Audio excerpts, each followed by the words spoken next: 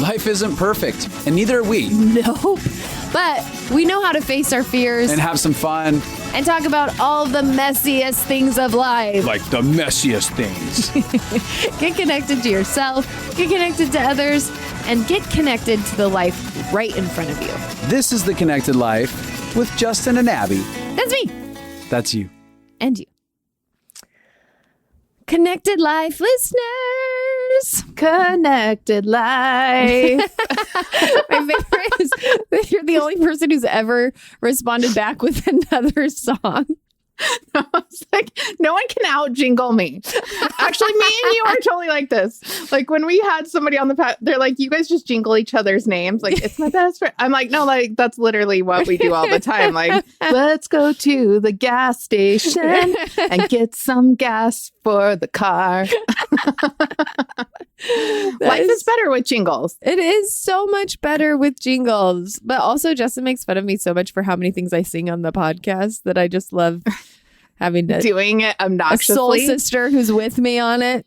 100%. Here's the thing: we annoy the crap out of Justin when we're because the parts of you that are the most annoying are also the same parts of me. Same with Johnny. He's like, you guys literally are like junior high girls. 100%. Like, well, which also is like a real thing for guys. Like Justin wants to make jokes and like goof around in ways that I think are like, meh.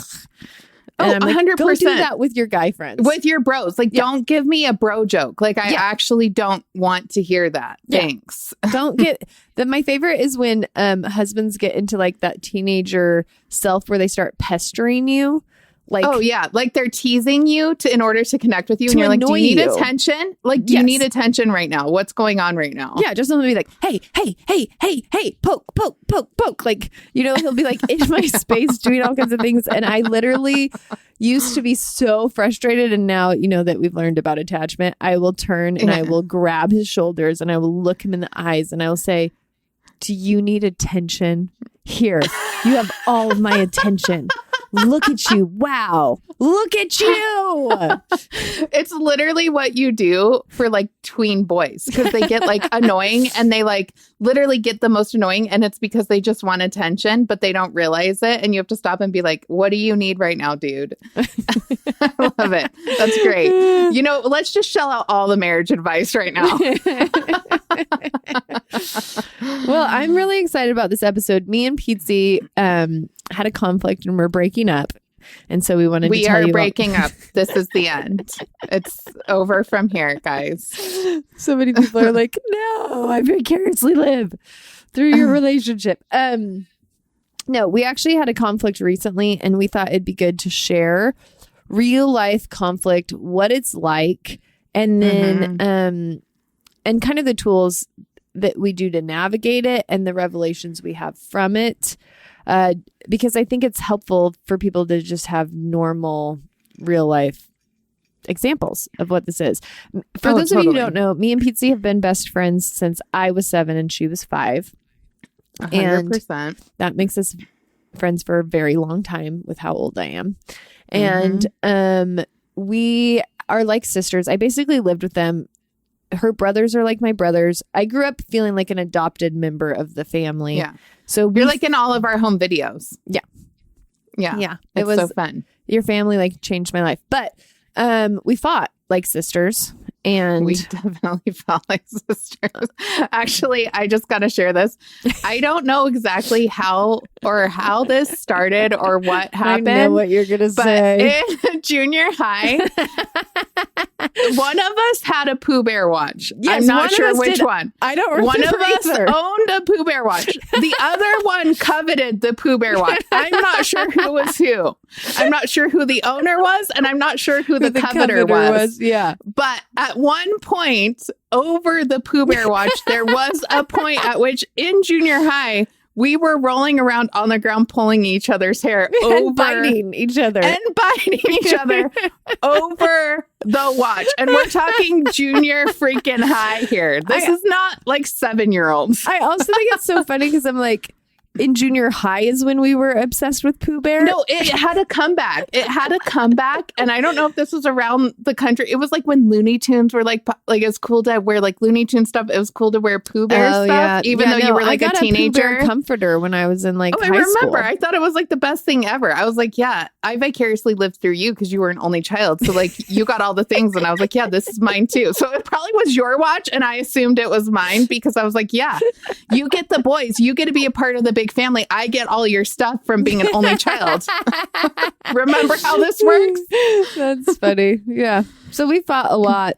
And me and Pietze actually we created a course, maybe 3 years ago now. I'm really bad at tracking time, but multiple years ago, we created a course called The Pathway to Freedom, which we are about to run again. And I would highly recommend signing up for it with you, if you're dating somebody, if you have a best friend, with your family, because what it does is it brings common language and understanding of what's going on inside of your emotions while you're interacting with the people around you. Yeah. And how your emotions are actually trying to heal you and help you grow and learn and transform into wholeness, not destroy your life. But as we did that course, it really, it transformed both me and Pietze's lives dramatically. It transformed it's really great when you teach something because then you have to like try to live it. 100%. It doesn't really, I guess there are a lot of people out there that teach stuff that they don't actually live, but we live by a very, big standard within ourselves of like, okay, we actually want to make sure that this is something that we can stand behind and say, no, we've done this and it works and it's something that's been transformative for us and it's hard and we get it, but we're in it with you. Yeah.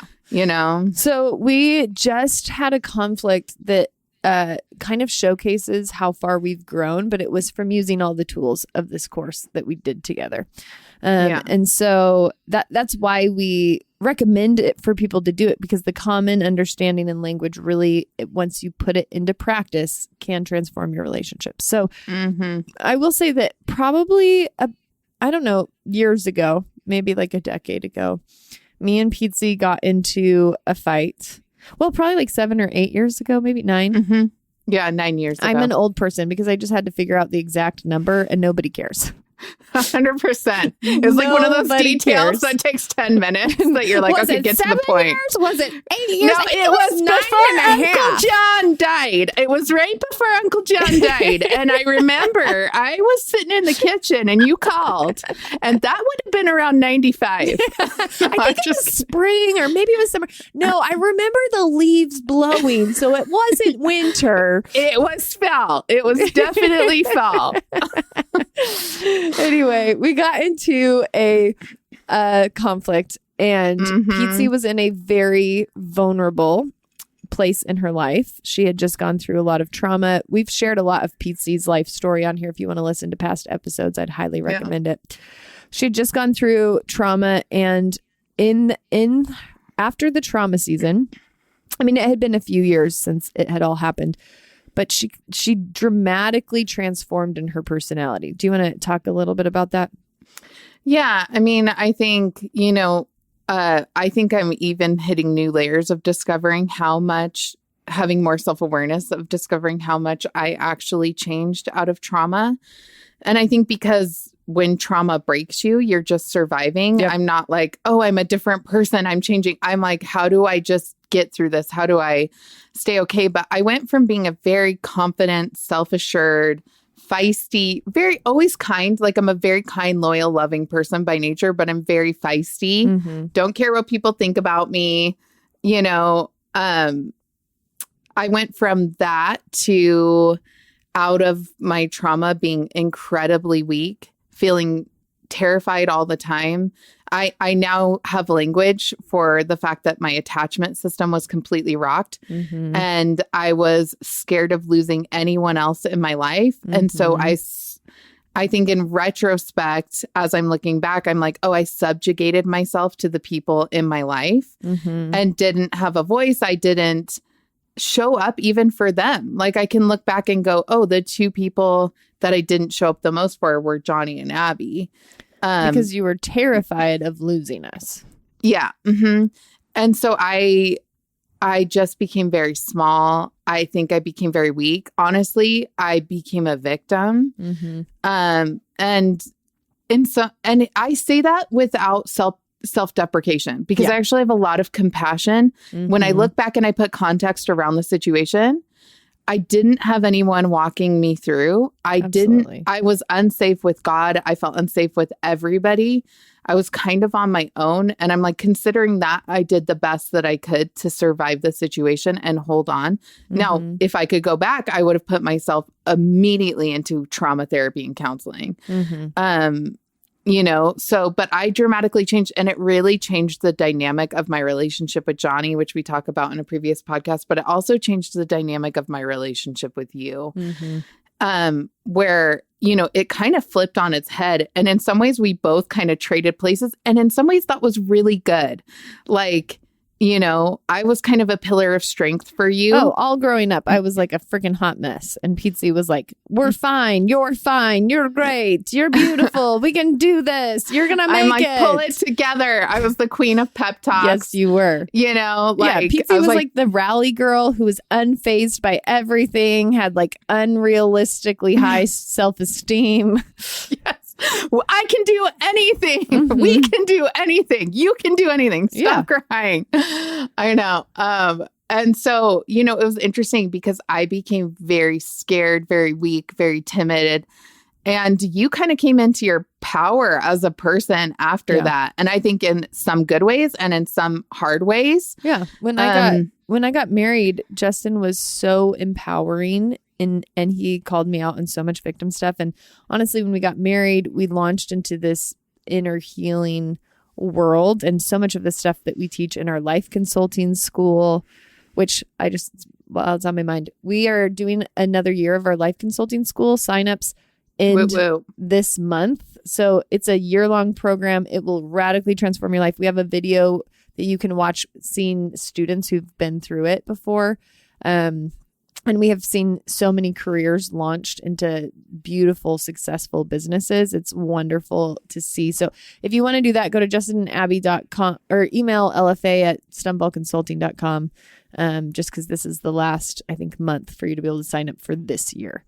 But sorry, I wanted to do that before I forgot. And so I didn't have to think about it. This is ADHD at its finest, people. I love it. When we got married, though, so there's a lot of empowering things. I was learning how to change my beliefs. I was learning how to become powerful. But I also, when we got married, me and Justin, Justin had complex PTSD, and I did not know that. And so there was a lot of anger experiences that I was having that I hardened to survive. I just so part of me was becoming genuinely more powerful, and then part of me was dissociating to stay powerful. Yes. And so Pietze became more real, more human. Like she had always felt like a little bit plastic, like she had never even knew what a PMS day was. She never knew what self-esteem issues were. She never knew what fear was. Like she had never just felt her emotions. And then there's me who had felt everything and had always been a mess. And now I'm feeling more powerful and strong. And so we just completely switched dynamics. Oh, we completely flipped. I mean, we flipped our whole relationship up on its head, and we switched roles in our relationship. And in some ways that was really good. And in some ways that was really rough. And, yeah, you were like the counselor for the first part of our lives. And then I became the counselor for that decade.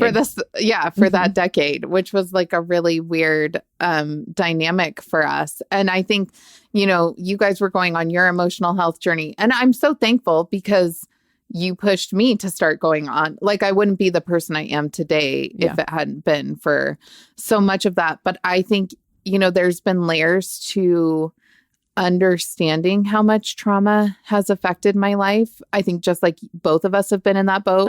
We get older, we look back and go, oh, wow, I can recognize now that I was in a PTSD swirl. I was in trauma when I did that. I was, and so basically, that kind of led to, do you want to talk about the dun dun dun season? I'm just gonna like do a quick recap of this, and then we'll move so we can get to the current day. But we got into a conversation where Pietze was very tender and vulnerable and processing deep emotions, and I was hardened. Not hardened towards her. We were talking about a subject that I went into my logic for. And she was in her vulnerable emotions for.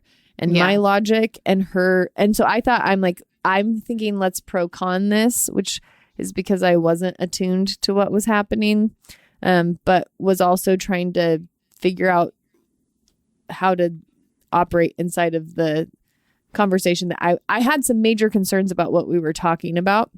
Yeah. And so I went into logic.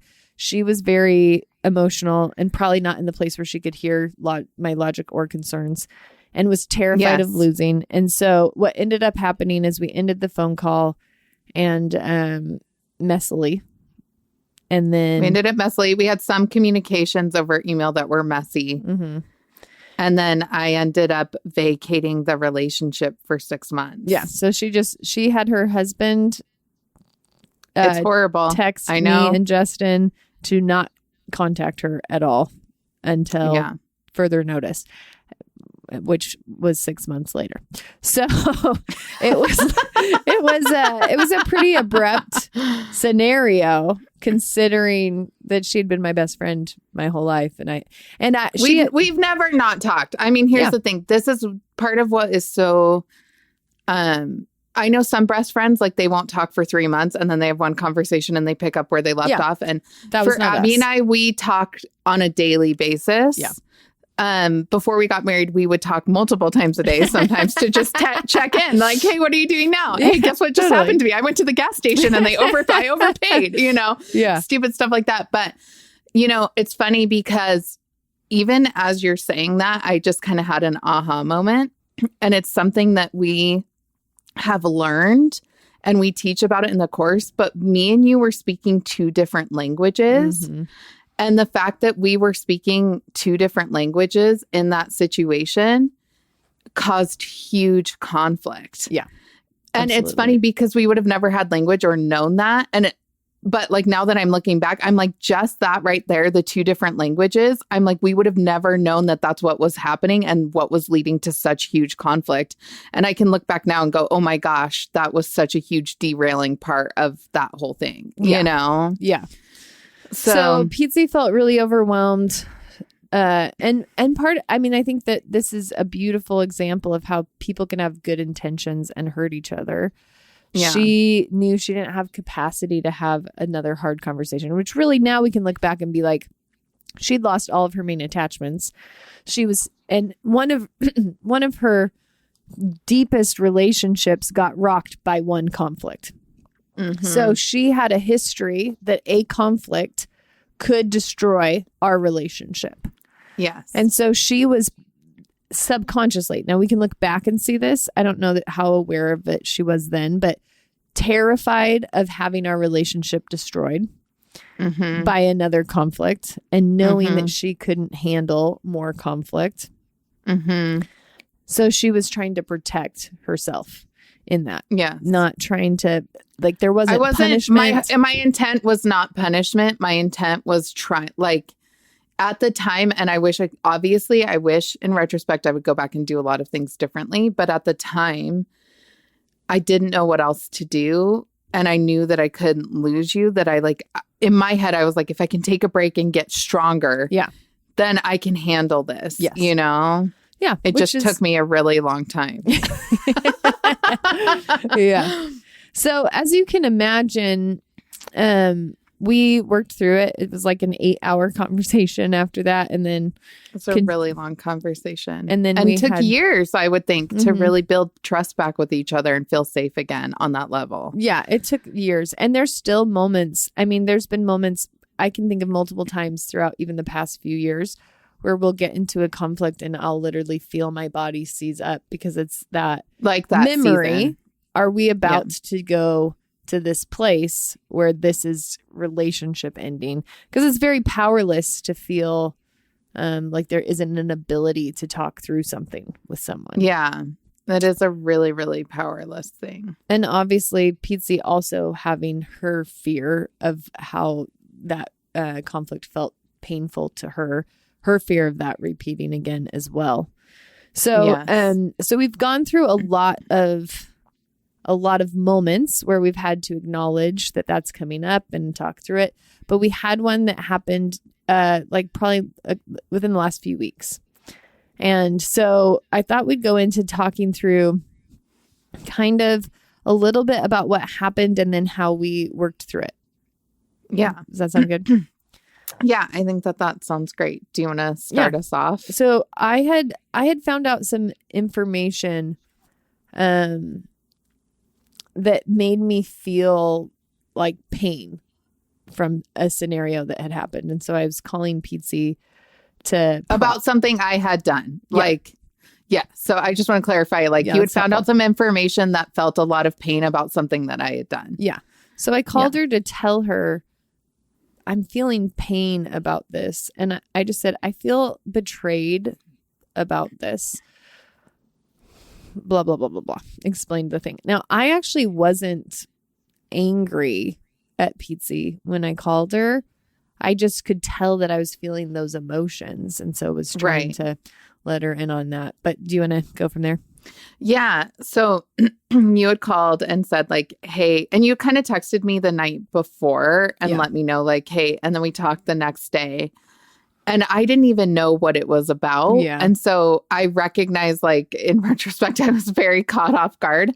But you had said, hey, I feel a lot of pain from this. I'm feeling betrayed. And I immediately, I think when I'm looking back now, I actually did trigger immediately. Yeah. I didn't go to a level 10 trigger, but I was not listening. I was not asking good questions. I immediately launched into like, well, if you had all the information, you would know that blah, blah, blah, blah, blah, blah, blah. You know, like you don't need to feel what you're feeling because I'll explain it and then you'll feel great. Totally. Now, that never feels good to someone.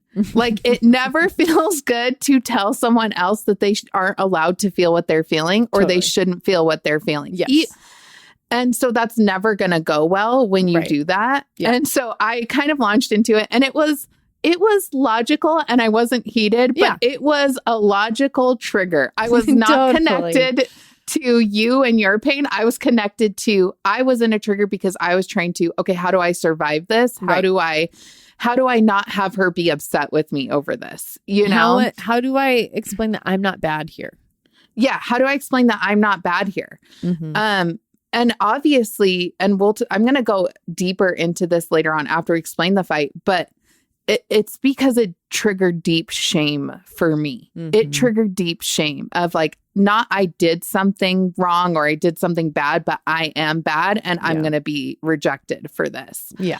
You know, like I made a mistake. It's high stakes, you know, and that's how it feels is that internally it feels like this and this will make more sense later, but it feels like a high stakes thing where you think, oh my gosh, if she's right about this, like that sucks. And she could we could end our friendship over this. So I need to make sure that she doesn't feel that way, you know? And so it comes out of this high stakes, like you can't feel those emotions because if you feel those emotions, then I'm bad and you should leave, you know? And obviously I'm not saying that consciously. This is all happening subconsciously while I'm triggered, not understanding what's actually going on inside of me. Your body's just reacting. You're having that clinch up feeling and that immediate defensiveness. You're not thinking through, and no part of you is thinking, this is probably the fight that will end our relationship. Like, logically, you're not thinking that. Logically, I'm not. And if somebody were to say, like, are you scared that? Are you scared that the relationship, even if you were to pause and say, Pietze, do you feel scared that the relationship is going to end? I'd be like, no, I just don't want you to think that like I did this, you know? Totally. So, and that's where, you know, and we'll talk about this later, but it just takes so much honesty with yourself to really understand what's going on inside of you when you get into these moments of trigger, which is what Pathway Freedom is all about, is helping you really understand what's going on inside of you and what like even the language of speaking two different languages with each other and how to get on the same language and, you know, but so basically that happened. And then you kind of shot back a little bit And we're like, because you're like, hey, like I should be able to process this with you. Yeah. I should be able to say that I feel betrayed, and that should. And it was like, because I was trying to, and in the moment I was like, I'm not saying I think I was like, I'm not attacking you. I'm sharing about my feelings. Yeah. But I think it like, so you could say I feel betrayed, and people are always going to hear you betrayed me. Yes, totally. Even though that's not what I was meaning to, like, I actually wasn't trying to say that you did something with the intent to betray me. I was just trying to communicate, this is the feeling I have. Yes. And it's funny because I think in the moment I did hear, it's like I actually logically knew that you said feel. Yeah. And I could articulate, no, she did say feel. Yeah. But I emotionally, I felt you betrayed me. Yeah. And that felt so scary to me, you know? And so you kind of came back and were like, listen, I should be able to process this. And it was like, I logically knew that. This is the funny thing, is that I'm in a place right now where I'm working through a lot internally around my life, around having a child with special needs. I'm in a big grieving process right now. Yeah. And so I'm having lots of pain come up. So I'm triggering really easily. So it's funny because it was almost a little uncharacteristic. Did you feel like this was a little uncharacteristic for me? I literally was like, I don't even know what's happening. I don't think in the entire time I've been friends with Pietze, she's ever responded this way. You literally snapped. Was a bitch. You snapped. Was a bitch. I snapped. Yes. I snapped. And I was snapped. I was shocked because I was like, what is happening? Because I actually felt low stakes about the conversation. It didn't even feel like a confrontation in my head. I was not expecting it. And I was like, but, and this is honestly, often I have been the one that's dysregulated in conflict with Pietze.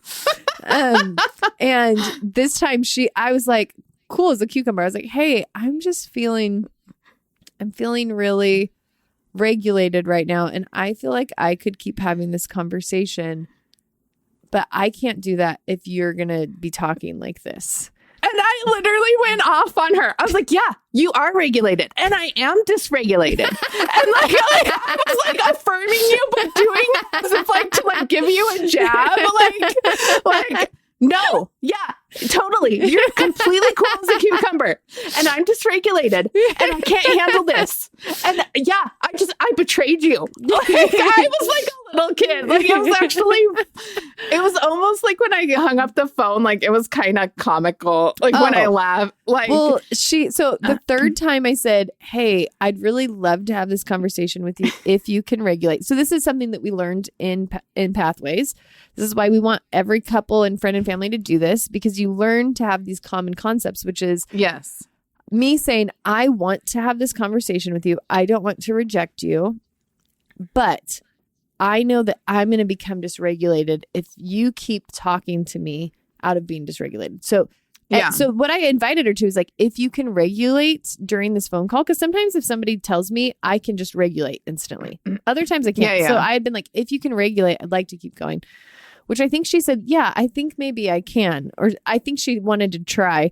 But then third time I was like, hey, do we need to walk away for a little bit? But then that is when she hung up on me. Yes, I ended with me like a freaking 2-year-old, like hanging up on her. Like, take that. Like, I'm done. The funny thing is that I had just worked through a pain of someone else close to me hanging up on me. And I just worked through that. And so it was like the most humbling moment in the world. Someone had just done that to you. And now you are doing the exact. We had processed about it. Yep. And I was doing the exact behavior. Yes. And so it was like, not great, not my finest moment by any means, like not even close to my finest moment, but something about that actually was a huge breakthrough for me. Yeah. Before you go there, so I'm going to have you jump into why it's a huge breakthrough, but just to talk from my end. So obviously from my end, that was shocking because I've never experienced pizza like that. And it was very confusing. And I knew. And I'm not like that. Like, No. I am not, even if I'm having a hard time, I stay pretty controlled, or I'll be like, can I take a breath? Totally. Or like, yes, this is not your jam. But I also knew, so this is how triggers happen. I knew she was in a really fragile emotional place. yeah. So everything in my body and my logic is like she is in a place very similar to what happened before, where she's processing through so much of her own stuff. And then Pietze texted me, which was like, I'm processing through so much of my own stuff. I don't have margin. So I need some time to get margin before we can do that. So everything and about I apologize for hanging up on you. Yeah, you did. I do want that to be clarified. You did. It was a great text. However, all of that communication sent me into my triggered spot of this feels exactly like what happened before. You're in a super fragile spot. We got in a miscommunication, and now there's not a way to talk through it.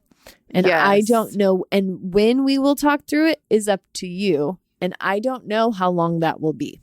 Which feels really scary and out of control, because it basically, if I'm putting myself in your shoes and I were you, I would feel like, oh, I'm being put in timeout. Yeah.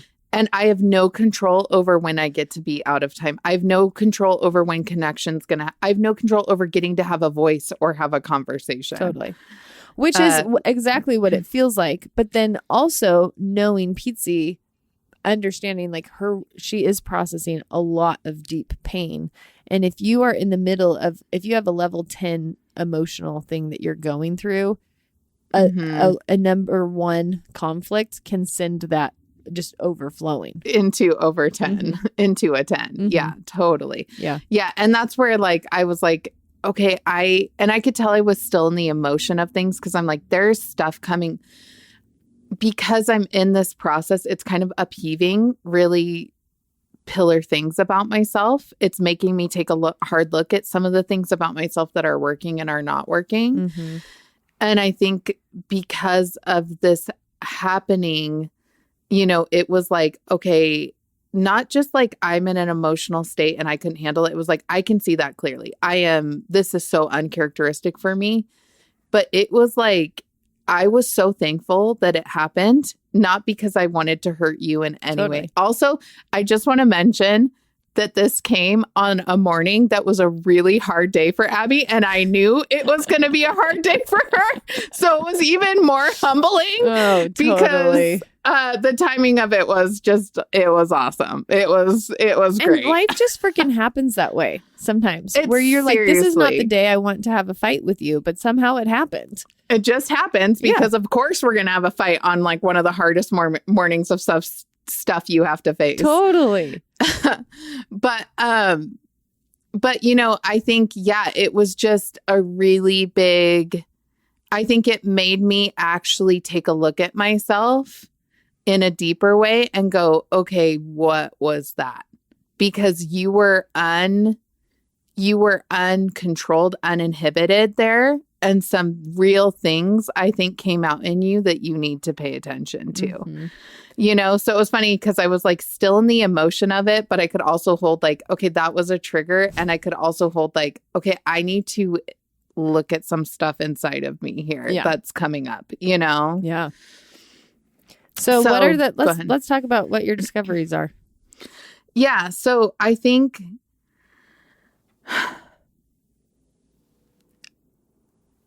it's funny because we've learned how to do conflict really well over the years. And it's been through developing these tools that we talk about all the time, that we talk about in the Pathway to Freedom, of how we do our relationship, how we work through conflict.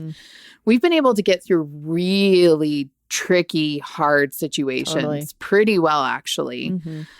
But I think one thing that I realized is that I still have shame inside of me. Anytime that we have conflict. And I think all of a sudden it clicked for me that if you go all the way back to my trauma season that we talked about, where our relationship flipped, I realized how much I have not shown up like a whole person, because I think in some ways I subconsciously internalized the trauma that happened to me as my fault. Yeah. And that's a very scary feeling. It's a very scary feeling to have people walk away from you. And you thought you were doing it right. You thought you were doing it well, and you lost almost everybody in your life. And really the two people that I ended up with in the end were Abby and Johnny. But I realized that I think I had a lot of shame about who I actually was. I think even I thought, man, am I just somebody who like destroys things or hurts people? Yeah. And the truth is that if you look at the situation logically, you would go, what happened had nothing to do with you. You didn't do anything wrong. People did not leave because of your behavior. Totally. It was because other things that happened. But your attachment system doesn't know differently. Your attachment system doesn't understand why, if it's not your fault, why people leave, why it doesn't. And I realized that like in some ways I subjugated myself to you and Johnny, especially where I didn't show up in the relationship, which meant that I victimized myself to you guys. Totally. And it was like this huge, I don't even know how to describe it, but it was like this huge aha moment where I realized that I was taking things personally over the years that had nothing to do with me. Yeah. Because I was internalizing everything from this place of like rejection, from this place of I'm going to get left, or from this place of I could do something wrong and that could make leave.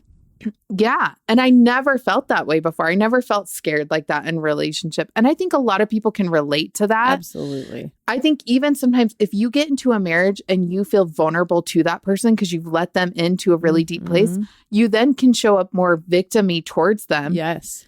Because the stakes are higher. Yes. Like, I can't lose you. I can't lose this connection. So then it causes more fights because you feel like vulnerable to them, and anything they do, you take it personally. If they don't want to spend time with you, if they don't want to, you know. But I just realized I'm like, even though we've done conflict really well, there's still this shame, this deep-seated shame that I've learned how to manage, right? Like I've learned how to like work around it. I've learned how to manage. I've learned how to, but it was like something clicked and I was like, oh, because I have shame, I'm not accepting myself as a human. I'm expecting myself to show up perfectly in situations. And you know what else? I'm expecting the people around me to do the same. I'm expecting Abby to show up perfectly in situations because I can't handle it. I'm expecting Johnny to show up perfectly in situations because I can't handle it. And I'm expecting the same from myself. And I think it's funny because the way that we've viewed conflict over the years, I'm way more conflict avoidant than you have been over the years. That's accurate. And I would say before some of your more trauma seasons, conflict wasn't as scary to you. It wasn't as high stakes as it was to me. Yeah. But we also grew up in very different conflict environments in some ways. Yeah. And I think I just realized, I'm like, oh, I think that this is something that Abby's been telling me over the years. Like, why is this so high stakes? Why is this? But I don't think it ever clicked for me because to me, I was like, yeah, it is high stakes. This is how it is for me. But I didn't realize that it was in a root of shame towards myself, which came out as with my inner critic towards me and then my inner critic towards other people. Yeah. And it wasn't like I would openly criticize you. It was like I couldn't handle it emotionally. I would just shut down. Yeah. You know? There was like a fragility to like, I need to avoid conflict because conflict can break me. Yeah. Because I could find out that I'm bad or I could do something where I lose you. Yes. And I think like, honestly, I'm having so many thoughts as we're talking. One of them is anyone who's gone through an attachment crisis, whether one of your parents just left all of a sudden or one of your parents died or one of your lovers cheated on you or one of your I say lovers as like boyfriends, girlfriends, all the things. Yeah, totally. But like left you in the middle. Maybe you had a friend betrayal, like any kind of. And me and Pietze both went through where I lost every important connection to me except for Pietze when I went through mine. And Pietze Yeah. lost every important connection to her except Pietze or me and Johnny. So we both kind of experienced something where a bomb went off and obliterated like 20 relationships at once. Yes. And, but it doesn't matter whether you've had a bomb like that go off. And I think a lot of people have, or you've had little huge bombs, you know, like having your partner cheat on you is a huge scenario, Yes. or whatever. But what happens is after that, attachment becomes scary and threatening and something that you have to be defensive around or hyper vigilant around, or there's just so many things that happen like that. So yeah. So and I think out of that, that's where then, because I realized I'm like, even though really what I'm trying to communicate here is that I could navigate our conflicts well and do the right thing because I knew logically this is what I need to, like, I need to recognize my trigger. I need to own it, and I need to lean in and let Abby share, let her talk. But it would dysregulate me still to do it. We would get to the other side, and we've always been able to do it. And if you can just do that, even if it's dysregulating, absolutely, that's an amazing feat. Yes. Honestly, like when I'm working with couples, and they are able, I'm like, that's great. That's Totally. awesome.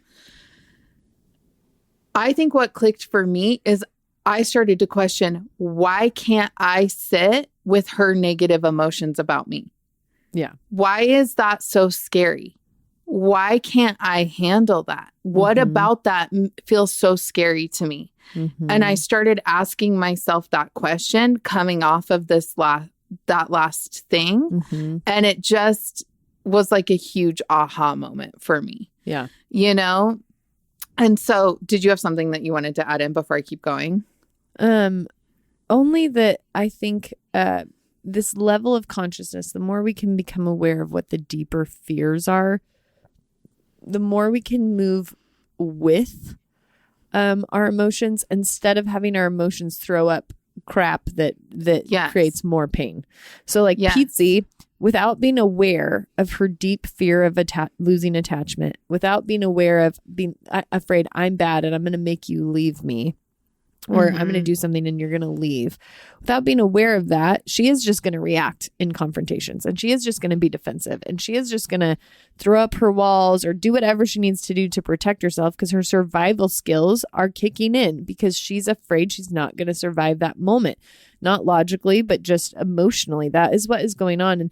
And so this learning the self-awareness allows us to soften into moving with our emotions instead of having them explode out of us. Yeah. And it's literally like going over Niagara Falls versus peacefully floating down a stream. A lazy river. Yeah.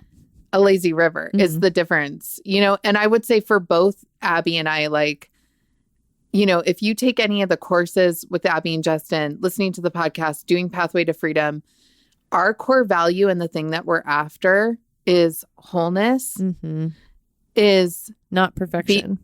Not perfection. And we're constantly trying to uncover what our core fears are because we recognize that whether we understand it or not, those are the things that are steering the ship. Are driving us. Yes. Yeah. You know, and 90, so I think the amount of thoughts we think subconsciously are so much more than what we think consciously. yeah. And so the more we can become aware of what's in the subconscious, which is what we teach in the Pathway to Freedom, becoming aware of your subconscious is a key to being. So now, like in the future, Pietze will be able to, in the middle of a fight, be like, I can feel that feeling coming up in my body that makes me want to defend myself because I'm scared I'm going to be bad, or I'm scared that this is going to create a bigger problem. Like now she could actually use that language. Yep, totally. And I think it was as I was kind of like reflecting and questioning these things in myself, it just was like a light bulb went off where I was like, okay, knowing everything that I know about triggers and how they work, we teach the science on it. We teach, you know, we go in depth. We know triggering is a natural, normal part of being a human. Absolutely. It just is.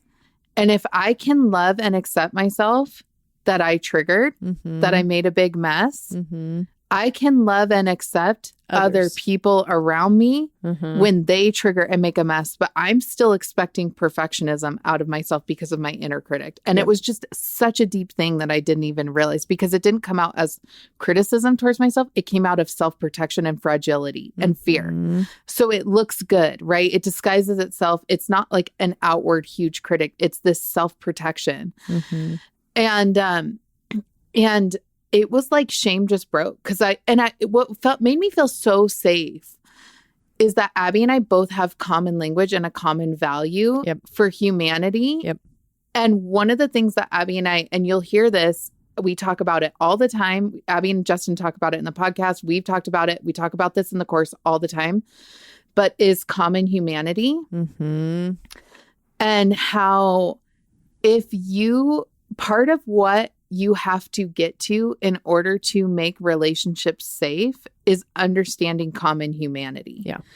And understanding that there's grace to be human. There's grace to trigger that the pain the pain that caused you to hurt me, and the fear is the same fear and pain that causes me to do the same thing to you. And that we're messy, and that it's okay, and that it's okay to trigger, and that I can understand scientifically what was happening inside of me. I can understand logically, and I can understand emotionally. And I don't have shame about that. Now, that doesn't mean I don't take responsibility and didn't feel bad that I did it. Because I actually did have a lot of like heartfelt remorse, where when I started to recognize that I had shame, then I started to go, okay, wow, I have shame that I triggered. But triggering is a natural, normal part of life. Now, I don't like that I threw up my mess all over Abby. I don't like that I hurt her.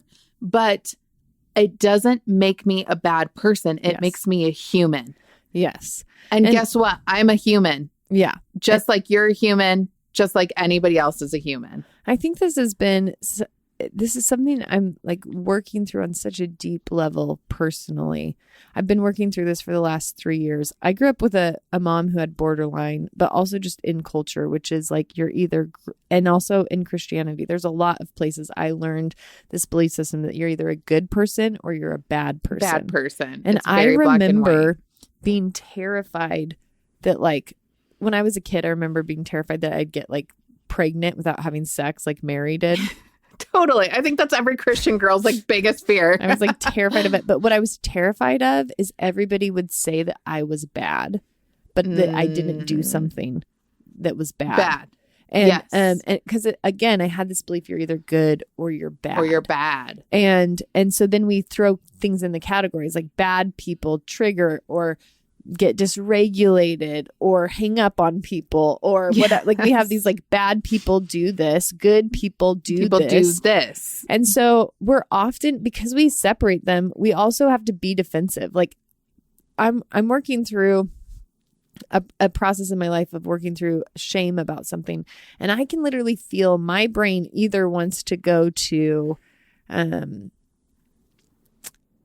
I'm so bad, I can't believe I did this, to, of course I did this. Nothing I did was wrong. Here are all of the reasons. Like, and this is just the concept. That's exactly how I showed up. That's the same aha moment that I had, is that I'm like, it's either that I'm all bad and I did something bad, or no, I'm justified. Wrong. I did nothing wrong. You have no right to feel the way that you're feeling. Yes. And go ahead. Well, no, I was just saying that's when I'm talking about what's coming up in my life. It's this concept around a million different triggers. Yes. Which is, can I hold both things at once? That I have a good heart and I want good. And I have a lot of pain that has protectors that shows up in ways that hurts people sometimes. Yeah. Can I hold that, like, my intentions are, I'm not a bad person, but I still do things that might hurt people. I still do things that might have detrimental consequences. Like I still make, like I'm very human, but can I hold that humanity together the duality, the nuance of it. And I mean, I've really learned this with other people first. Like because I have several people in my life that I'm like, you do a lot of messy things, but you also have a really good heart.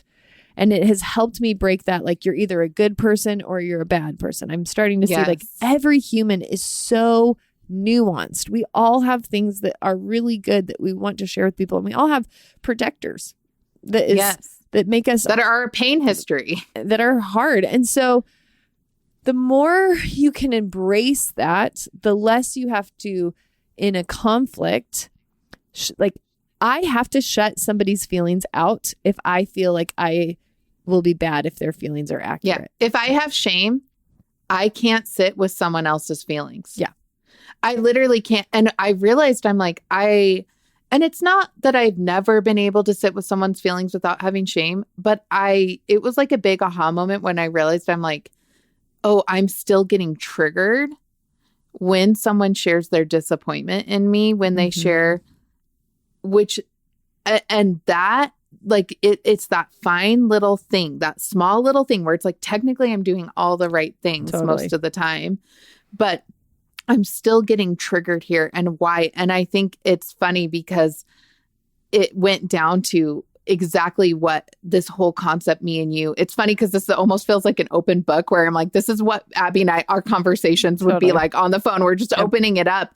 This is very much where we're at. And it's what we teach, but it's deeper levels for us as we're getting into it, as we're uncovering things of going like, hey, how do I hold duality and actually be okay and feel secure enough that you get to have your own feelings and emotions about a situation and they're not wrong. And I can have my own feelings and emotions about a situation and they're not wrong. And we can hold both. And somewhere in the middle is truth. But we can both be good. We both are good-hearted people that have maybe been a little messy. And that's okay. Yeah. Which is I can feel like you could feel, I mean, honestly, you didn't do something wrong in the situation that I felt betrayed in. You actually didn't do something wrong. Yeah. And there was no malintent. Whatever you did was accidental.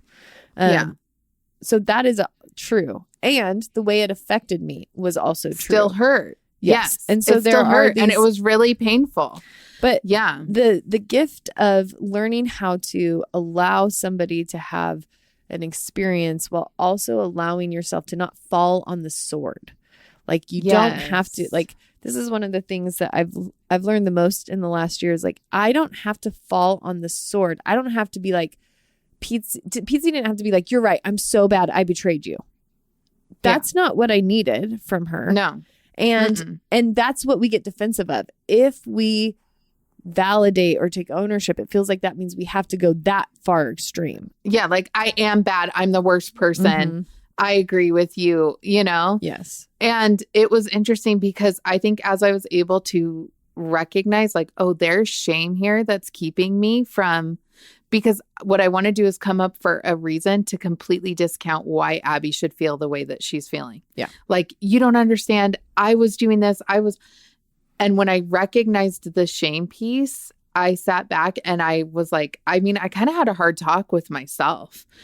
And I was like, listen, you are taking things personally that are not yours to take.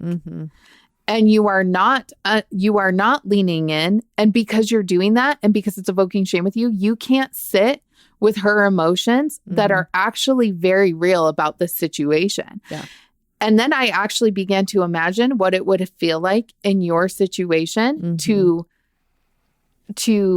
what it would have felt like to be you in that situation. Not the triggered event, but what you were originally confronting me on. Yeah. And what you felt betrayed by. And I had so much compassion for you because I was like, if I were in her shoes, I would feel the exact same way and I would need to have the exact same conversation. Totally.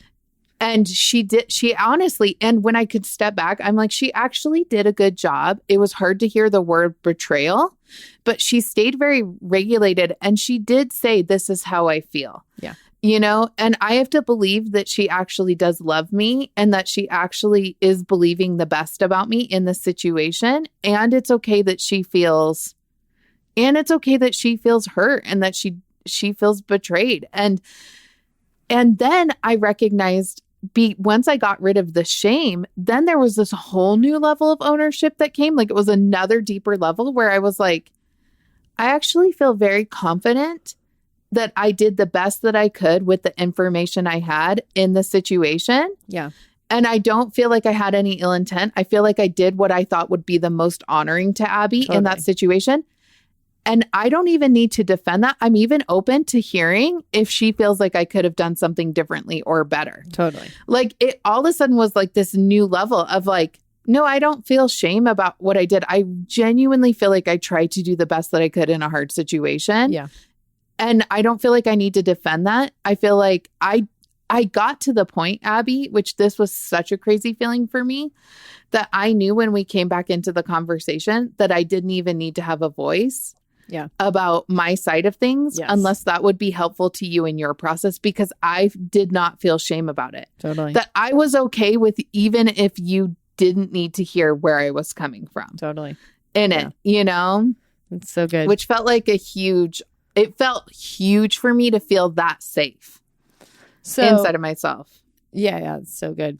One of the things I do want to say that you also did, and we've got to wrap up, but is Pietze also put herself in my shoes about like, oh, I bet this brings up pain from when I've done this before. I can imagine. I know all that you were going through this week. I know what that day must have been like after the phone call. And she texted me a long text saying, hey, I want you to know that I have a lot of compassion for what this might feel like for you. I imagine that it feels really painful and triggering and all of this. And I want you to know my heart is not to leave. This is not a high stakes situation. I can't, she couldn't talk yet, but she was like she had learned how to do relational reassurance. Yeah. And learned how to, and because she was processing her own emotions, she was able to know, I can't talk yet, but I can put myself in your shoes and understand why this would be scary. And I just want you to know that this is where I'm at and this is what my plan is. My plan is to talk it through. I am working through stuff. And so I think it's just really, because that is, I mean, obviously it's very different. We ended up talking, I think, within a week of the thing happening. Yeah. And so for us to both be in really fragile emotional places, but work through a trigger that fast and be able to communicate through that much, was a really big deal. And what people don't understand is, so that emotion of like, oh, this feels just like it felt before, feels traumatizing. And so people hate it and they want to avoid it and it feels frustrating. But if you lean in, like the way Pietze leaned into processing her stuff and to making a new path and to humbling herself through the journey, like actually that the process was part of repair, another step of repair. Not just repairing this situation, but repairing past situations. Yes, exactly. That's what I was Which saying. actually then led to an amazing, and this is always our goal for people, and we talk about this a lot, is having repair conversations outside of when triggered moments happen, that they can actually repair not just the moment where the trigger occurred, but they can repair past wounds that don't even have to do with this situation. Yeah. Because of what it does in the brain. And it led to an amazing conversation between you and I. Yes. Where we were able to get to like really deep understanding, seeing each other, having compassion. It felt really safe, really connected, really great. You were able to voice your pain. I was able to lean in, validate, listen, and feel totally connected to it. Totally. In compassion, And there was a strengthening, like as Pietze is recognizing, I think the biggest part of repair is that when somebody can see a behavior that they've done that has caused pain and they personally want to transform that. And so Pietze recognizing this deep shame and attachment trauma she's had, and then communicating like, I actually want conflict to be low stakes. I actually think I'm ready to get back into the place where I can show up powerfully and I don't have to be afraid. And it is much easier to do conflict with people who have the belief that it's not going to destroy everything. Yes. And I've done so much conflict in panic this year. I used to be very conflict excited. Now I would say I have a little bit of PTSD around conflict because it has blown up. I've had enough people blow up in crazy scenarios for one misunderstanding in my life that it can feel very high stakes. But even that is like me going on the journey of working. It's just made me be like, then I get to learn more about how to do conflict and process with people. And I'm going to practice even though it feels traumatic. And then you have people like this situation where you are growing your own freedom inside your internal world. And so I left this conflict not feeling more unsafe about you cutting out in the middle of a fragile moment. I left this conflict feeling more safe. When you're in a high pain moment, you actually you now have the logic framework and the decisions to be able to work through it in a brand new way.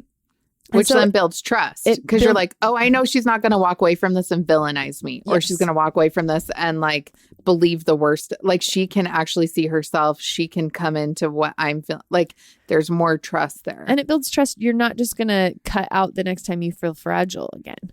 Or you're not just going to end if we have a bad trigger. It's not going to be the end because now I have seen that you have different core values that have begun to transform your life. And so it makes conflict just inherently feel safer. So that's when we talk about like your emotions are trying to heal you, when you actually get in tune with what's going on inside of you and you learn the skills and you learn what's happening in your brain, in your body, with other people, when you learn that stuff, it dramatically helps you be able to create safety, be able to create repair. It doesn't matter if you've done crazy things in the past or not. You can actually learn a new way of relating that keeps you connected. So we went a little bit long, but we always do.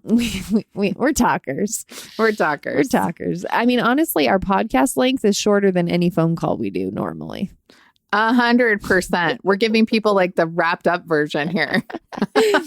So if you're listening, I think just things to remember is one, conflict is unavoidable. There's no way that you can avoid miscommunications, wrong assumptions. It is pain getting thrown up. Yep. It's going to happen the rest of your life. And so the one thing that we do have the chance to do is to learn and to grow. The more shame-free we are, the more we can be present to love with others and connecting to others and it is work and it is humbling and it is beautiful. And if you're out there and you just feel like you're such a bad person or you're so fucked up or you're so broken, like or you're so scared. Yes. I just want like to remind you, like you're very, very human. Every human is honestly just trying to survive all of the pain they've experienced here. Yeah. And we all have, I think there's a level to see, like we actually have good hearts. We have a lot of protectors. Yeah. And so our goal is to learn how to allow love in at every moment and to face the things we're most scared of within ourselves. Yeah. So that we can allow love to be free in our relationships instead of it becoming a high stakes thing. So I just want to remind you, if you're out there, like it doesn't matter how much you've screwed up relationships in the past. It doesn't matter how messy you've been, how dysregulated you've been, how triggery you've been. Like every person has the power to go on the journey of learning to regulate, to go on the journey of learning how to be safe, to go on the journey of learning how to heal. Like every single person has the power to change their life, no matter where you're starting. And you're worthy of love if you are in a messy season or if you're in the season where you feel like you're doing everything right. Like you're worthy of love all the time. Yeah. So we'd love to have you join us on Pathway to Freedom. Me and Pietze will be teaching live courses, talking through the concepts of things like how to do repair, how to create safe connections. Again, we get into good questions, like the questions that come in the immersion program about like people giving us real life situations. I'm like, this is so good. Mm-hmm. Like it's so, I've even like walked away being like, oh, that was new insight for me, you know, as I'm teaching. Yeah.